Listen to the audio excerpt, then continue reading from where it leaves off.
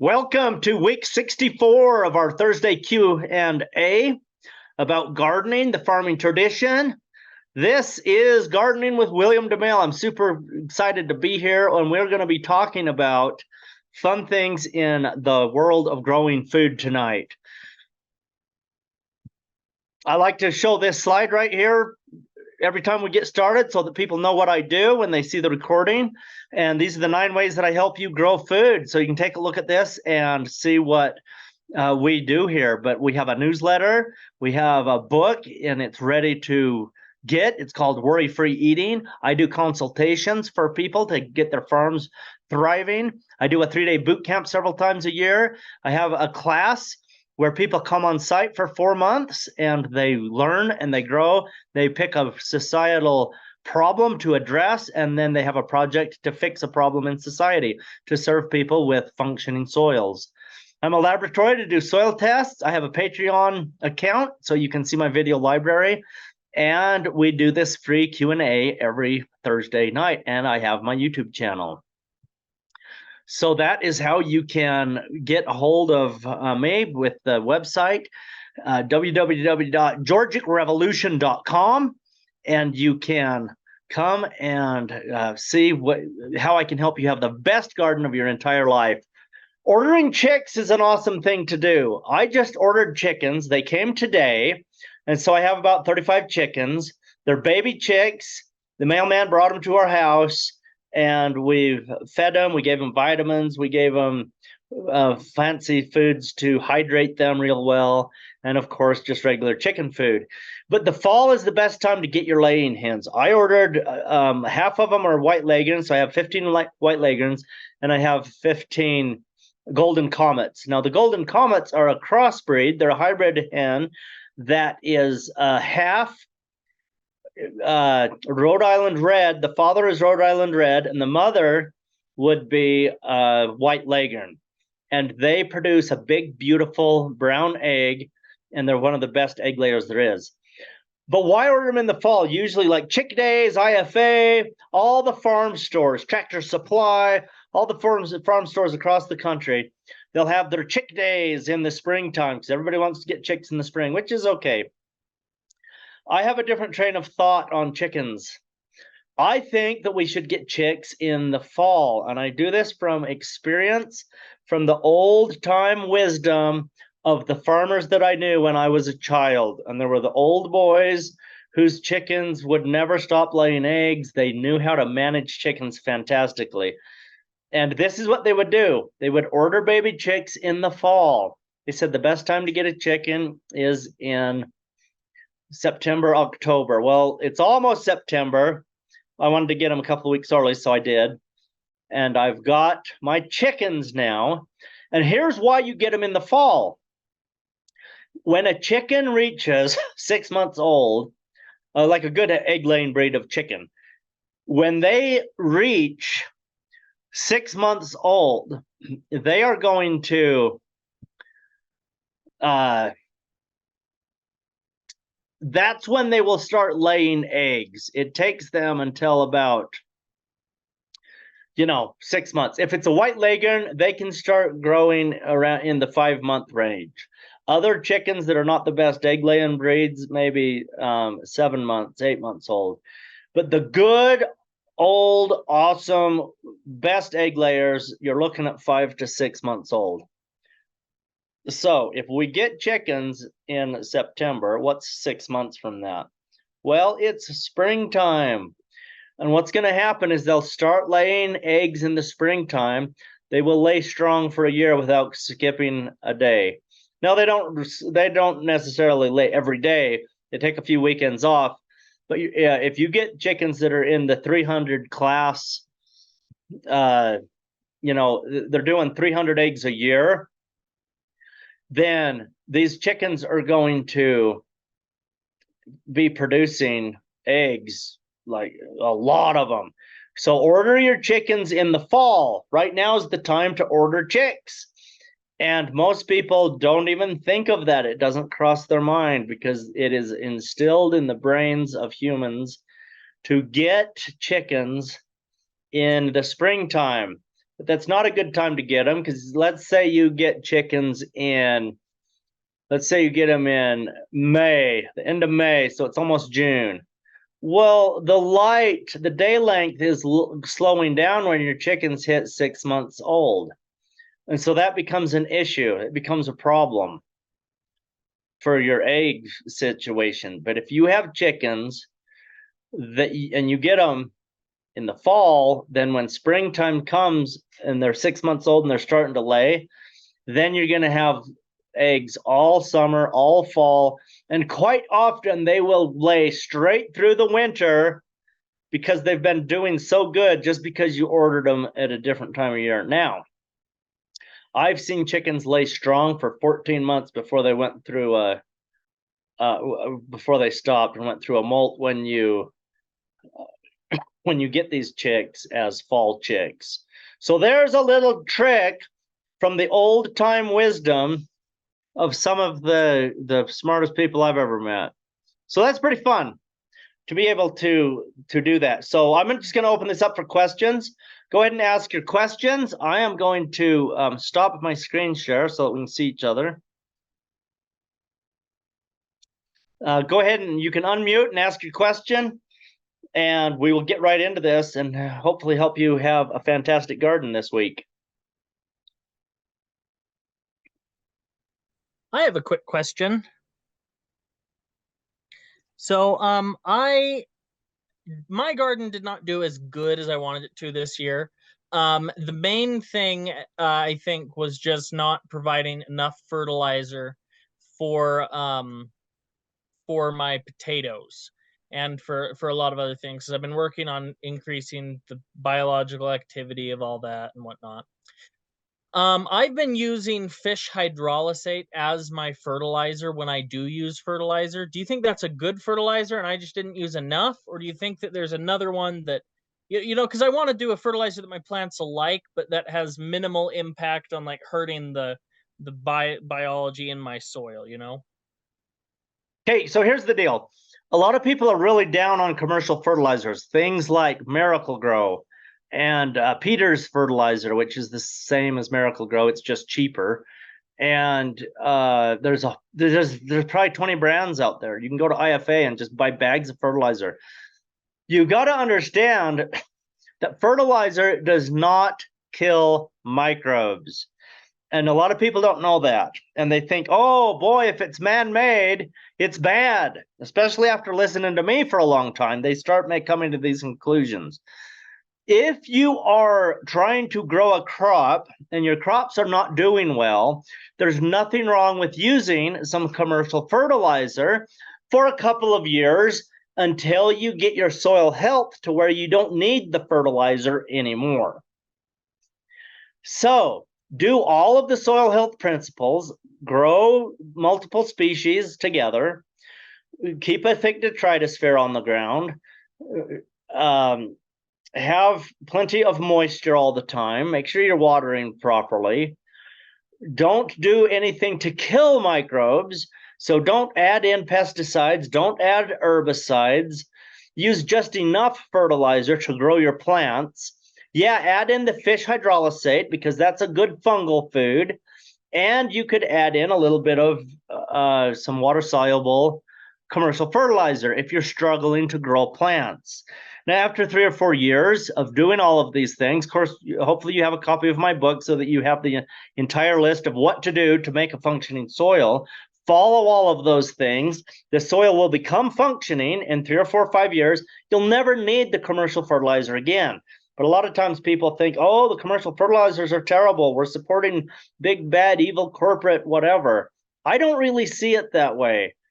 That's not my paradigm. I think it's a fantastic invention. Is it overused? Yes. It's so overused that too much fertilizer has caused hard pans in the soil. And when you're using fertilizers, it can often stop the beneficial microbes from growing because the plant is not feeding the microbes the exudates. So but if you have to grow food to feed yourself and you can't grow food without a little bit of fertilizer, go ahead and use some. It's fine. It's not something you're going to do forever. It's It's kind of like going to the doctor, and the doctor says, "Oh, you're deathly sick. You could be dead in 5 days. Let's give you an antibiotic." And you say no, and you refuse the antibiotic because that supports a great big corporate system that you absolutely hate and abhor, and then you're dead in 5 days. It's a really good idea to use things as a medicine when we need them. There's nothing wrong with that, and we need to keep that perspective. So hopefully that helped you with that thought, Ezekiel.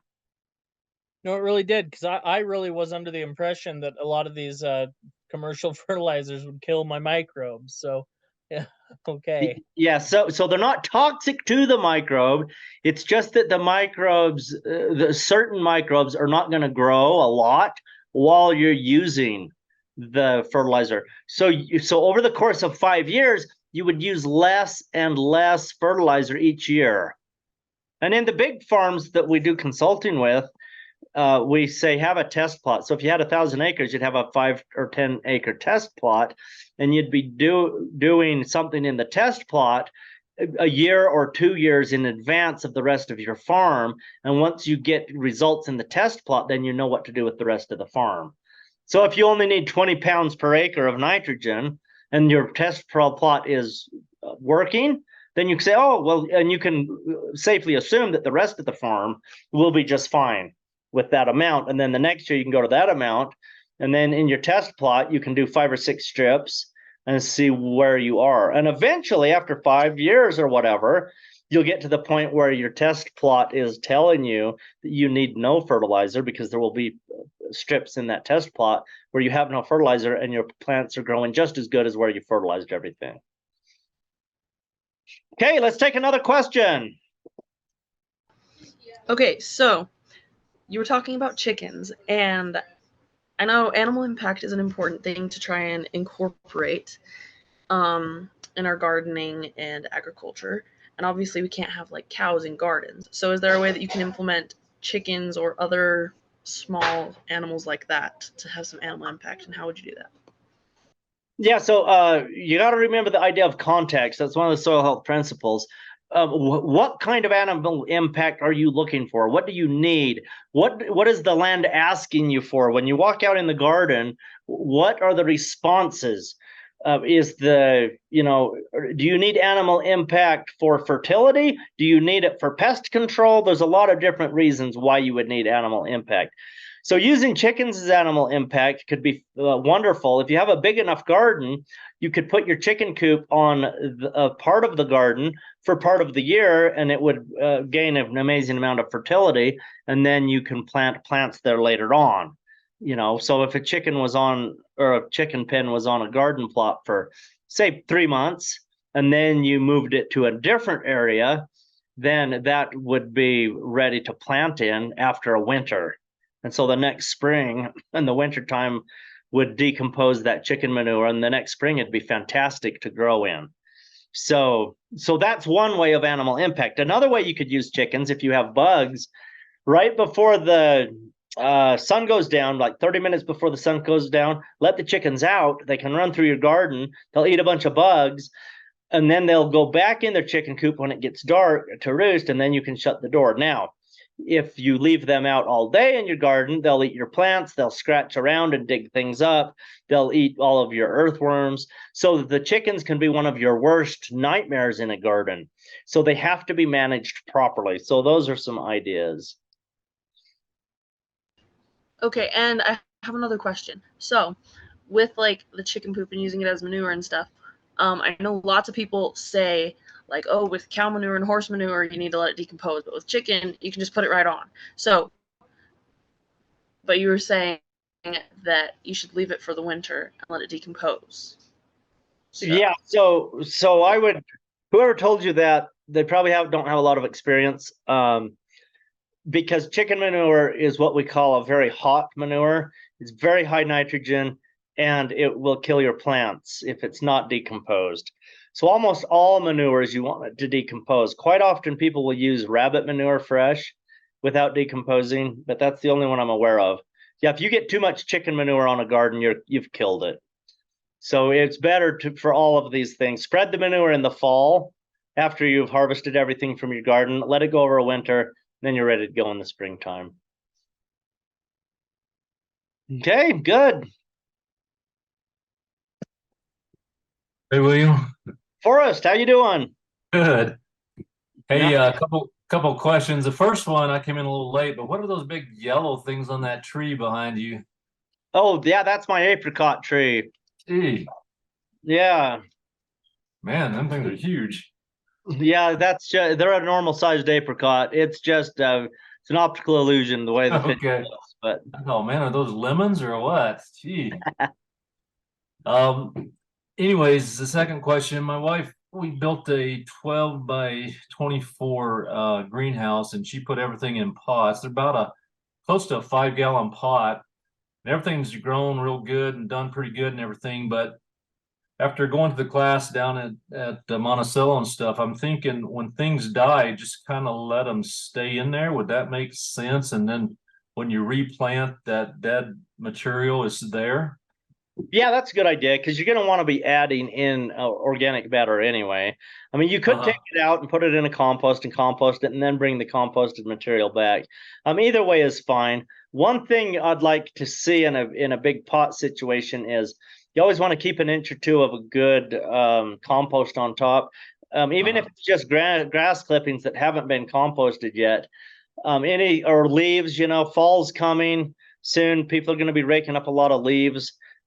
Put those on your pots. It's a good thing. And get a handful of earthworms on each of the pots. Even if you put 3 or 4 earthworms in each pot, they will multiply. And then they will start doing a lot of the action that you need to happen in there. So yeah, add earthworms. Go ahead and leave that there. It's fine. But you probably need to be bringing in a little bit more than what you're growing in place in those pots. But there's really no reason to take away that dead plant material. Yeah, okay. That makes sense.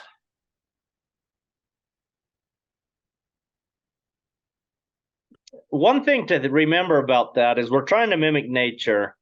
We find the most productive soils are in Mother Nature, places like the redwoods. And nobody's been out there for the last 5,000 years raking up all the leaves every year when all the needles fall off those redwood trees. And so when things are falling and dying down, it's good to leave them there and just let them decompose naturally. Even in a small greenhouse with a few pots that we're growing stuff in, the principle is the same. We still want to be leaving those that plant material that we're growing, leave it there to feed the soil. Okay, any other questions? Go ahead, Forrest. We've also noticed, we kind of mix the plants like you suggested down in your class, and I think that is our produce. We've had the best garden we've ever had, and nice. Even having them close, the leaves and everything touch each other, and they're not in the same dirt technically, but they do touch each other, and so that seemed to really help. Good, yeah, that's perfect. So our top soil scientist in the world, his name's Ray Archuleta, and he just added in another group. You heard this in the class at Monticello, but it's about maybe a year and a half old now. But they just updated the spheres of the soil, and they added the phylosphere because we've learned, and phyllo means leaf or plant, and then we know that the microbes live all over those leaves.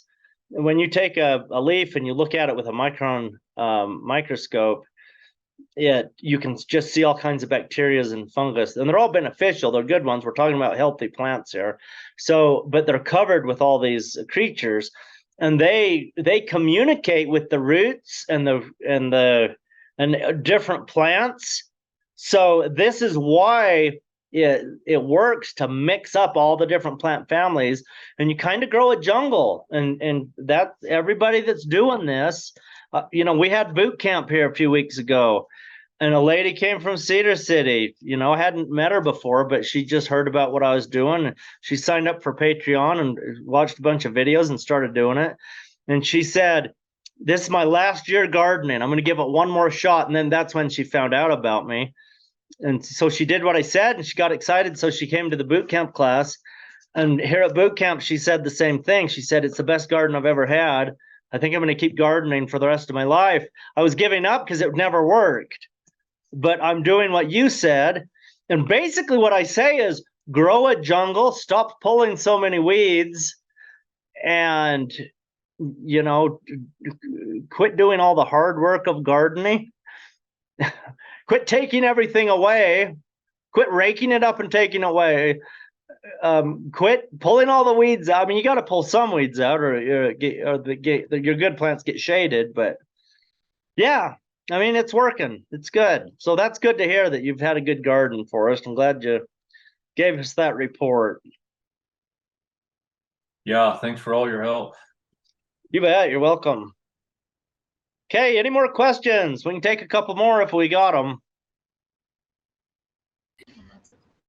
So if I have a garden that has a lot of weeds in it, and like they're out of control, there's too many weeds, is there any way I can kill out all the weeds so that it's not so hard to get them all out and to grow plants there?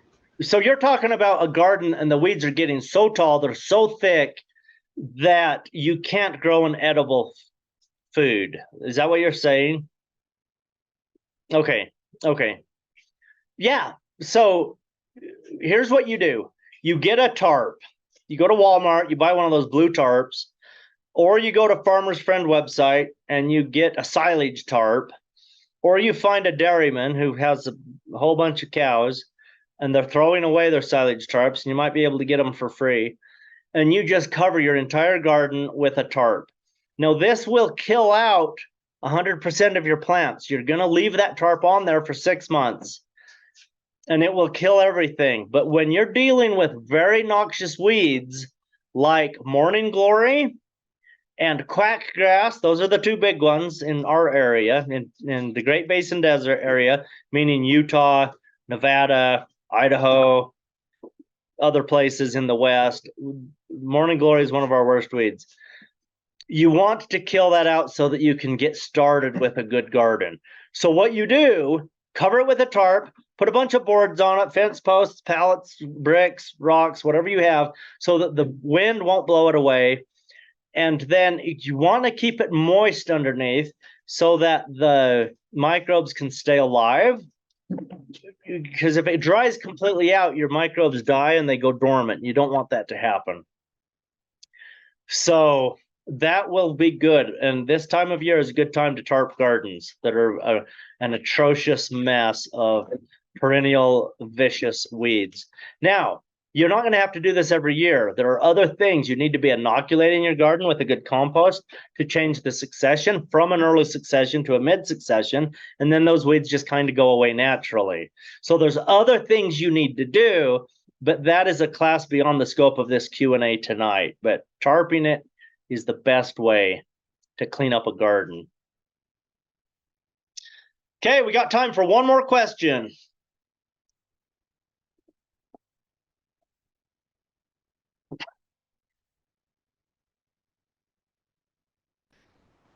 Is there any way you can specifically feed the microbes while there's still a tarp on there? Yeah, so you said there were a lot of weeds. Let those weeds grow to be 3 feet tall. And then get your four-wheeler out there and spin donuts all over your garden plot. If you have teenagers, they're going to love this job. And it smashes down all the weeds, and I'm not kidding. And then you put your tarp over there, and then before you put your tarp on, turn your sprinkler on, irrigate it, get it very wet. So you have smashed down all those tall weeds. Those weeds that are dying are going to feed the microbes. And then the moisture, leave a sprinkler on for 3 or 4 days, get it very wet, turn off your sprinkler, put your tarp out, and that will be probably enough moisture to keep it moist throughout the winter. And so, yeah, your microbes are going to be decomposing that, so the microbes are going to stay alive. Will all the beneficial microbes stay alive? No, they won't, because there's a lot of beneficial microbes who need a living root to stay alive. But they are just, as they see that the plants are dying, they are going to go dormant. They probably won't die. They will go dormant. And then in the springtime, after 6 months, 8 months, you take the tarp off, and then you transplant a bunch of garden vegetables in there. And as soon as those roots you've transplanted in start exudating, then it will wake up all the other beneficials that you need. What about worms? So that'll be good. How does that differ? So Abby, one of my students, is here behind me, and she just said, what about worms? The worms should be fine as long as they don't run out of oxygen. If you're tarping 10 acres and the whole thing's covered, it could go anaerobic in the center. You may want to poke a hole here and there. But if your garden's only 10, 15 feet wide, it's not going to be a big deal, because I think oxygen can probably get in there. Okay, this has been a good night, good discussion. Let's meet next week. Same time, same place. This has been Gardening with William DeMille, where we talk about gardening, farming, livestock, the Georgic tradition, soil health, education, and the purpose of this is to increase your health from the ground up. Good night, everyone. Thank you. You're welcome.